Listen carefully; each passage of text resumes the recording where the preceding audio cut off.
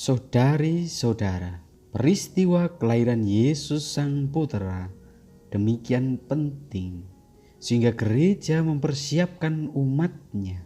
Masa persiapan ini dikenal dengan masa Advent. Kata Advent berasal dari bahasa Latin, yaitu Adventus, yang berarti kedatangan.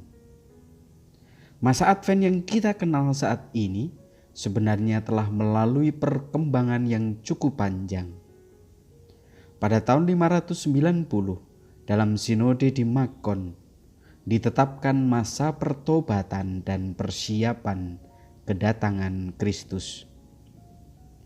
Kita juga dapat menemukan bukti dari homili minggu kedua masa Advent dari Santo Gregorius Agung, masa kepausannya 590 sampai 604. Dari Gelasian Sakramentari, kita dapat melihat adanya 5 minggu masa Advent yang kemudian diubah menjadi 4 minggu oleh Paus Gregorius ke-7, masa kepausan 1073 sampai 1085.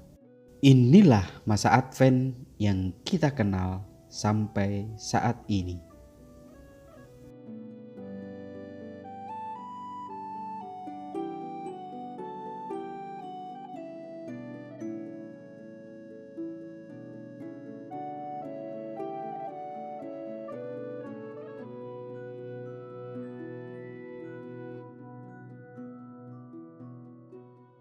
Masa Advent mulai dengan ibadat sore menjelang hari Minggu yang jatuh pada tanggal 30 November atau yang terdekat dengan tanggal itu. Tema pokok perayaan Minggu Advent pertama adalah pewartaan tentang kedatangan Tuhan kembali dan ajakan untuk berjaga-jaga. Tema pokok perayaan Minggu Advent kedua adalah pewartaan tentang khotbah Yohanes Pembaptis mengenai ajakan untuk pertobatan. Dalam Minggu Advent ketiga ditampilkan sosok Yohanes Pembaptis. Ia menjadi pembuka jalan bagi kedatangan Kristus, sekaligus menunjukkan Kristus sebagai Mesias. Minggu Advent ketiga merupakan Minggu Gaudete. Sementara Minggu Advent 4 mengisahkan peristiwa menjelang kelahiran Yesus. Minggu Advent 4 merupakan masa persiapan paling dekat pada hari raya kelahiran Tuhan.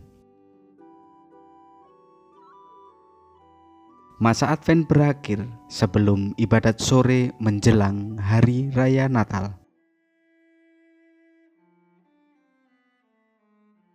Dalam perayaan liturgi selama masa Advent, hendaknya dipilih lagu-lagu yang sesuai dengan sifat masa Advent. Pada Minggu Advent pertama dan kedua, nyanyian-nyanyian yang digunakan bertemakan pengharapan eskatologis, yaitu kedatangan Kristus pada akhir zaman. Pada Minggu Advent ketiga dan keempat, nyanyian-nyanyian yang digunakan bertemakan kerinduan akan kelahiran Tuhan Yesus Kristus.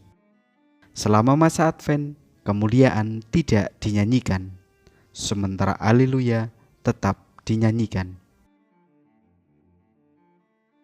Musik hendaknya disesuaikan dengan suasana masa Advent.